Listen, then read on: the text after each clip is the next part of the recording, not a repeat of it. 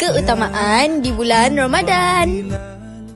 Assalamualaikum warahmatullahi wabarakatuh.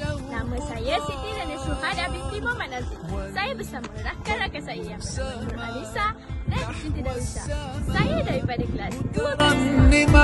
Masa bulan Ramadan adalah malam Lailatul Qadar, bulan pembebasan api neraka, bulan kesabaran dan ampunan.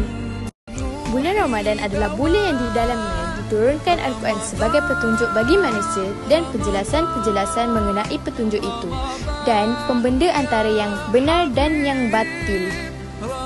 Barang siapa salat pada malam Lailatul Qadar kerana iman dan mengharapkan pahala, diampuni dosa-dosanya yang telah lampau.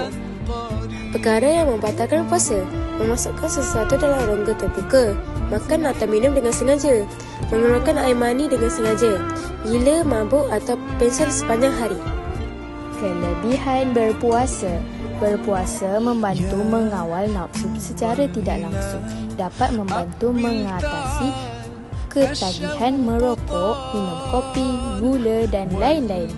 Berpuasa juga dapat memberi ketenangan dan kedamaian pada minda, seterusnya menjamin minda yang sihat. Juga melalui amalan berpuasa kita mampu mengurangkan berat badan dan penampilan lebih sihat. Dan berpuasa juga mampu meningkatkan fokus, kekal segar dan lambat mengantuk. Amalan puasa sihat untuk otak. Itu sahaja daripada game nombor 3. Terima kasih. Semoga berjumpa dengan malam Lailatul Qadar. Selamat berpuasa, tak puasa, tak ada raya. Bye.